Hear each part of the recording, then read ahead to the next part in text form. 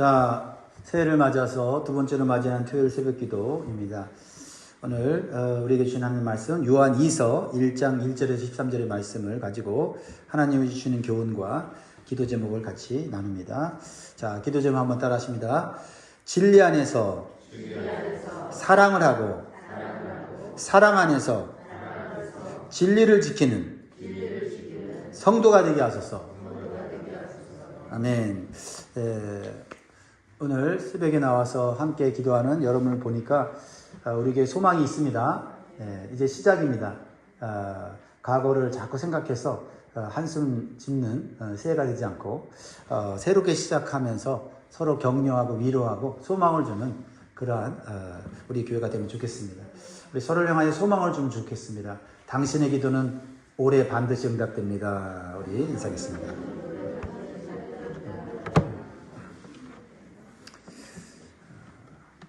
사람들은 자주 이렇게 합니다. 이렇게 말을 합니다. 이것이 진리다. 또는 어떤 분들은 말하죠. 진리가 뭘까? 정말 진리가 있는가? 하면서 진리에 대해서 사람들이 자주 얘기하는 것을 듣게 됩니다. 그런데 사람들이 쓰는 이 진리가 같은 의미를 갖고 있을까요? 정말 우리가 말하는 진리와 성경이 말하는 진리는 같은 것일까요? 세상에서 말하는 진리는 보통 이렇습니다. 나에게 맞으면 진리다. 나에게 옳으면 진리일 거예요. 상황에 따라 진리는 달라질 수 있다. 이렇게 말합니다. 서로 다른 진리가 공존한다. 라고 말을 합니다. 그래서 요즘 사람들은요. 이게 내 진리고 저게 네 진리다. 한국말은 이게 발음이 좀 어려워요. 이런 때에서. 이게 내 진리고 저게 네 진리다. 그러니까 우리 서로 그냥 각자 진리를 갖고 있다고 생각하자. 이렇게 말을 한다는 겁니다. 이러할 때 진리는요. 하나의 기준이라기보다는 각자가 선택하는 취향이나 의견이라고 말할 수가 있는 것입니다. 그렇다고 한다면 진리는 아닌 거예요. 진리는 변치 않아야 되고 진리는 기준이어야 합니다. 그렇다면 성경이 말하는 진리는 어떻습니까? 성경에서 진리는 내가 만들어내는 게 아니라 사람이 만들어내는 것이 아니라 하나님께서 우리에게 드러내신 계시, 레벨레이션이에요. 그래서 절대적인 것입니다. 이 진리는 상황에 따라서 바뀌는 생각이 아니라 우리 삶을 붙들고 이끌어가는 기준이다라는 겁니다. 이게 성경이 말하는 진리예요. 그래서 우리가 이 진리를 모르면 반드시 미혹에 넘어집니다. 미혹도 진리라는 이름으로 오는 거예요. 이단들도 자신이 진리라고 말을 합니다. 전문가들도 사상가들도 철학가들도 정치인들도 이것이 진리라고 말하면서 우리에게 다가옵니다. 진정한 진리, 기준이 되는 진리가 없으면 우리는 자꾸 헷갈리고 자꾸 흔들리고 우리의 인생은 결국은 어디로 가는 것이 옳은 것인지를 모르면서 살게 된다는 것입니다. 오늘 우리가 읽은 요한이서는 짧은 편지지만 진리가 무엇인지를 정확하게 말씀하고 있어요. 그 시대는 어떤 시대였냐면 혼합주의적 관용이 미덕처럼 보이는 시대였다. 쉽게 말하면 이 종교에 좋은 점이 있고 저 종교에 좋은 점이 있으니 그것을 다 인정하는 게 그게 좋다. 그게 진리다. 이렇게 말하는 거예요. 진리를 짬뽕함으로써 결국은 기준이 아닌 것을 따라가는 시대. 그게 요한 사도가 있었던 시대라면 오늘날의 시대에는 더 그렇지 않습니까? 그래서 오늘날 이 요한이서는 교회와 성도들에게 꼭 필요한 메시지를 담고 있다. 이 말씀을 우리가 마음에 새게 하면 우리 자녀들을 올바로 키울 수가 있어요.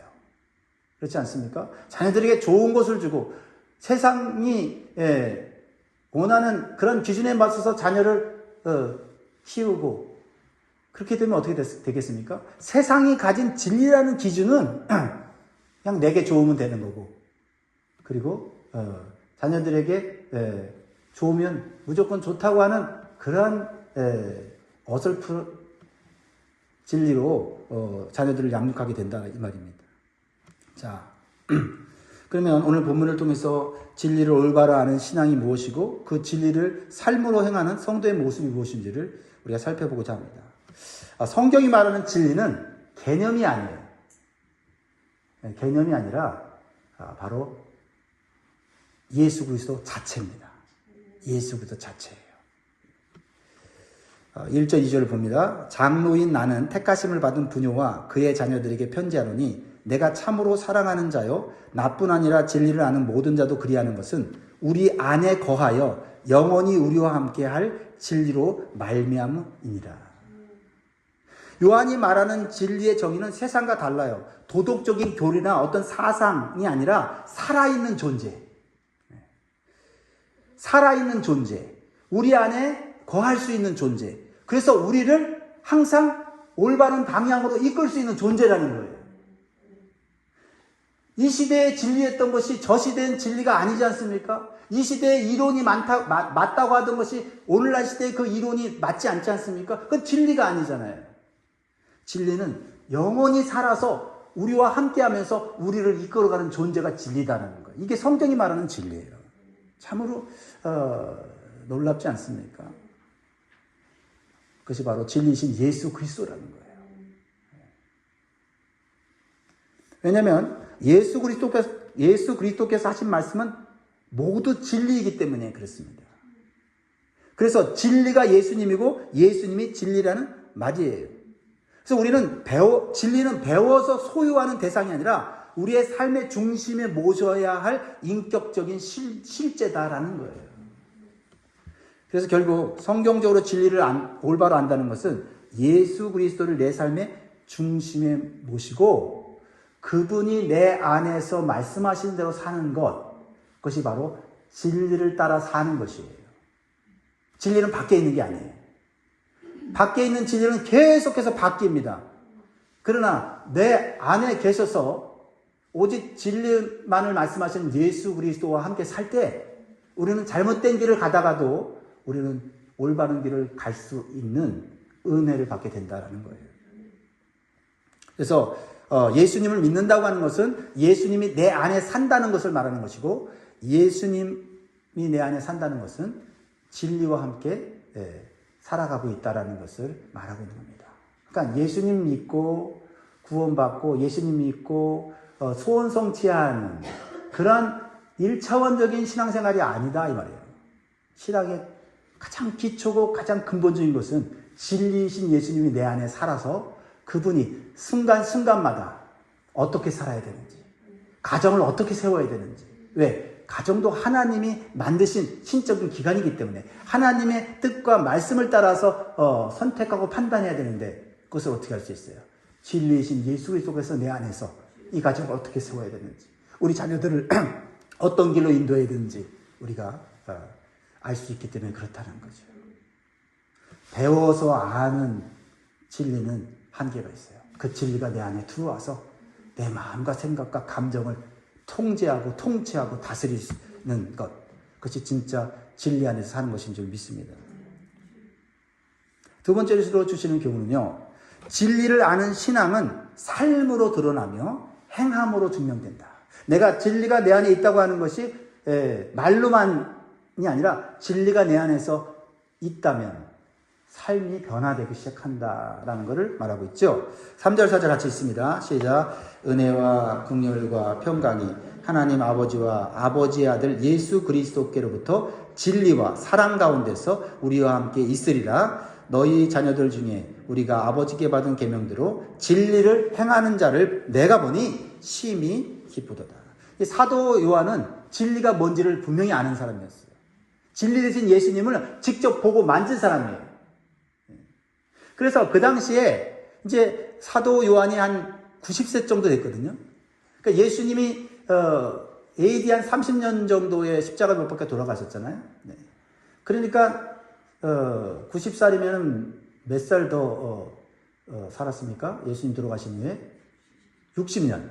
네, 그때쯤 되니까 예수님을 믿는 사람들이 많아졌지만 또한 예수님이 전한 이 복음을 희석시켜서 철학과 혼합하여서 자신들의 입맛에 좋게 기독교 신앙을 바꾸는 자들이 있었다. 이단이라고 말했었는데 그 사람들은 예수님께서 십자가에 죽은 것이 아니다라고 이렇게 말을 하면서 십자가의 구원, 십자가의 죄 용서, 십자가의 고난을 없애려고 했어요. 야, 그거 수준 낮은 종교야. 야, 그 비참하게 십자가에 죽고 죄인이 지는 그 흉악한 십자가를 지는 것이 우리가 믿는 신이다? 그 수준 낮아. 하면서 기독교 신앙을 희석시키고 변화시키려고 하는 이단들이 나타났다라는 거예요. 근데 사도 요한은 살아있는 뭐예요? 증인이에요. 예수님 직접 보았고, 예수님 만나면서 진리를 알았고, 십자가에 죽으신 예수님이 부활하신 것까지 직접 보았기 때문에 흔들리지 않는 진리가 그 안에 있었다 이 말이에요. 그 진리가 있으니 이 사도 요한은 비록 핍박받아서 반모섬이라는 곳에서 유배당해서 감옥에 있었지만 그 감옥 안에서도 그리스도가 그 안에 계심으로 환경과 상관없이 그리스도가 주시는 기쁨과 평강을 누리게 되었다는 거죠. 그러니까 우리가 누리는 기쁨과 평강이라는 게 사실은 환경적인 거 아닙니까? 환경이 불안하고 환경이 무질서해지면 평경이 깨졌다고 말하는데 그리스도께서 내 안에 살아계시면 환경과 상관없는 기쁨과 평강을 누리게 되는 거예요. 그러니까 어두운 세상, 제약된 세상 가운데서도 선을 행하는 이유는 예수 그리스도께서 사는 삶을 보여주는 거예요. 그러니까 세상 사람들이 야 지금 그렇게 살면 어리석은 거 아니야? 라고 말할 때라도 내 안에 진리가 살아서 역사하기 때문에 내 삶이 세상 사람과 다른 삶을 삶으로 세상 사람들이 야 예수 믿는 사람들은 다른 생각, 다른 기준으로 살고 있다는 것을 느끼게 만든다 이 말이에요. 사도 요한이 그 얘기를 하는 거예요. 너희 자녀들 중에 우리가 아버지께 받은 계명대로 진리를 행하는 자를 보니 내가 보니 심히 기쁘도다. 나도 감옥 속에서 있지만 내 안에 기쁨이 있고 이 기쁨을 감옥 밖에 있는 사람들에게 편지를 써서 전함으로 위로를 주고 힘을 주는데 너희들이 이 진리의 말씀을 받고 예수 그리스도가 그 안에 계시니 너희들이 이 어두운 세상 가운데서도 선하게 사는 걸 보고 하나님 뜻대로 사는 걸 보니까 기쁘다. 이게 성도 간의 영적 연합이에요. 할렐루야. 예수 믿다가도 잘 안 되면 예수님 없는가? 교회 생활하다가 좀 어려운 일 만나고 나면 내가 교회 다니는 것을 포기할까? 진리가 없기 때문에 그런 말 하는 거예요. 그렇습니다. 생각해 보세요. 진리인 예수님이 내 안에 계신다면 내 안에서 영향력을 발휘하실 텐데 내가 변화되지 않는 것이 이상하지 않습니까? 예수님을 꽁꽁 묶어놓고 있으니 내 생각과 내 세상으로 예수님을 꽁꽁 내 안에서 무시하고 필요할 때만 찾으니 내 삶이 변화되겠는가 하는 것입니다. 진리는 머릿속으로 지식으로 갖고 있을 때 아무런 변화가 없어요. 내 안에서 그 진리를 모시고 그 진리를 소중하게 여기고 섬길 때, 순종할 때 역사가 일어나는 줄 믿습니다. 그래서 진리를 행하는 삶은 한마디로 말하면 사랑으로 나타나고, 왜? 예수님은 사랑이시기 때문에. 예수님이 내 속에서 역사할 때 사랑하라고 하고 용서하라고 하고, 그렇죠? 그렇게 하기 때문에 진리를 행하는 삶은 끊임없이 사랑이 실패해도 사랑의 삶을 살려고 내 안에서 그러한 욕구가 솟구친다는 것이죠. 그래서 사랑은 계명이다. 하나님의 계명에 대한 순종으로 나타날 수밖에 없다. 이게 5절 6절이죠. 같이 있습니다. 시작. 부녀여 내가 이제 내게 구하노니 서로 사랑하자. 이는 새 계명같이 내게 쓰는 것이 아니요 처음부터 우리가 가진 것이라. 또 사랑은 이것이니 우리가 그 계명을 따라 행하는 것이요 계명은 이것이니 너희가 처음부터 들은 바와 같이 그 가운데 행하라 하시니라. 여러분, 이 사랑과 계명, 즉 사랑과 이 진리와의 관계를 여러분 정확하게 아셔야 돼요. 성경에서 사랑은요 단순한 감정이 아니라 주님의 계명에 순종하는 모습으로 나타납니다.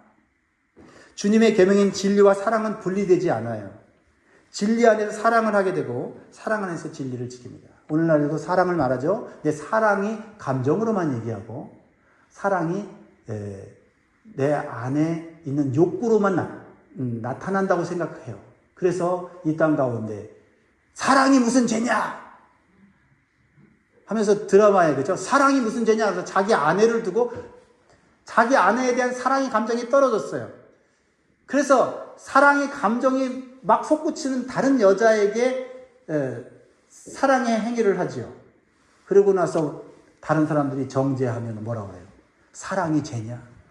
사랑하는 대로 사는 것이 인간 아니냐라고 얘기하는 것이죠.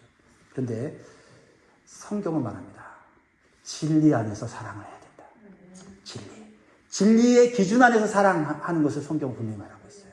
진리 안에서 사랑할 때 우리는 원수까지도 사랑할 수 있는 거예요. 사랑 안에서 진리를 지켜야 돼요. 사랑한다고 하면서 진리의 경계선이 없으면 그 사랑은 타락한 사랑이고 쾌락적인 사랑이고 그 사랑은 변질된 사랑인 거예요. 오늘날 왜 가정이 깨집니까? 왜 부부 사이에 그 아름다운 사랑이 깨집니까? 진리가 없기 때문에 그래요. 진리 안에서 사랑해야 되고 사랑 안에서 진리를 지켜야 되는 거예요. 사랑하는 성도 여러분, 진정으로 진리를 아는 성도는 말로 사랑을 하는 사람이 아니라 말씀에 순종함으로써 사랑을 보여주는 사랑인 줄 믿습니다. 네 번째로 주신 교훈은 진리를 사랑하는 신앙은 왜곡된 가르침을 분별하고 경계합니다. 자, 7절, 8절. 미혹하는 자가 세상에 많이 나왔나니 이는 예수 그리스도께서 육체로 오심을 부인하는 자라. 이런 자가 미혹하는 자여 적그리스도니 너희는 스스로 삼가 우리가 일한 것을 잃지 말고 오직 온전한 상을 받으라. 9절 같이 읽습니다. 지나쳐 그리스도의 교훈 안에 거하지 아니하는 자는 다 하나님을 모시지 못하되 교훈 안에 거하는 그 사람은 아버지와 아들을 모십니다. 분명히 사도 요한은 말하고 있어요. 진리는 하나다.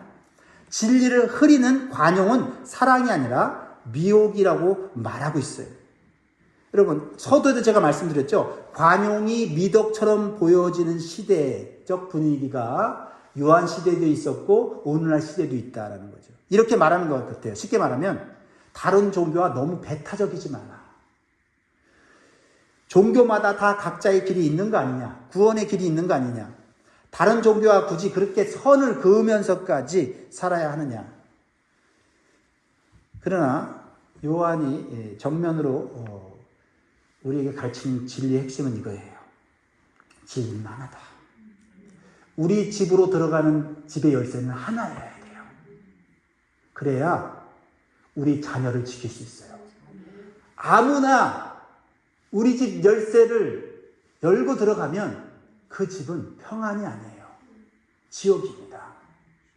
불안이에요. 진리가 배타적인 이유는 그 진리가 모든 사람을 영원한 행복으로 평강으로 이끌기 위한 거지요. 그래서 기독교는 다른 종교를 무시하는 것이 아니라 모든 사람을 진리 가운데로 이끌어서 그들이 참된 구원과 평강을 누리게 하려는 것입니다.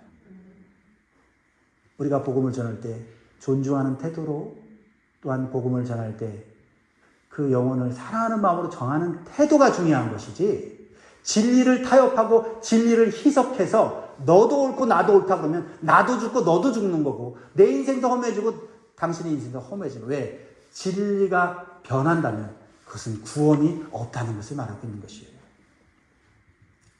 요한이 말하는 시대에 미혹하는 자들은 난폭한 자들이 아니었어요. 오히려 말을 굉장히 잘했고 논리적이고 매력적이었어요. 이렇게 말합니다. 예수님은 좋은 분이다. 영적인 메시지는 훌륭하다. 다만 십자가와 피, 고난은 우리 상징으로 여기자. 그 시대에 뒤떨어진다. 예수 그리스도가 육체로 오신 것을 부정하는 그러한 시대적 문화와 신앙, 철학이 유행했단 말이에요.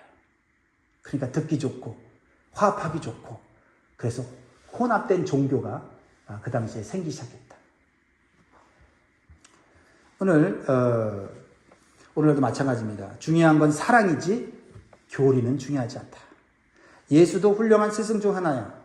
각 종교의 좋은 점을 섞어도 되지 않을까? 혼합주의적 철학 사상이 오늘날 이 교회에 침투해 와 있습니다. 우리는 질문 하나로 분별해야 돼요. 이 가르침은 예수 그리스도를 올바로 가르치고 있는가? 예수 그리스도가 중심입니다. 예수 그리스도의 십자가가 중심이에요. 이걸 놓치면 하나님의 사랑도 하나님의 진리도 놓치게 된다 이 말이에요. 좀 어려운 말 같지만 여러분 이 말씀은 모든 성도들이 모든 부모들이 저는 들었으면 좋겠어요. 진리라고 하는 것이 성공이 아닙니다. 진리라는 것이 형통이 아니에요. 진리라고 하는 것은 우리의 영혼이 죽느냐 사느냐의 문제다 이 말이에요.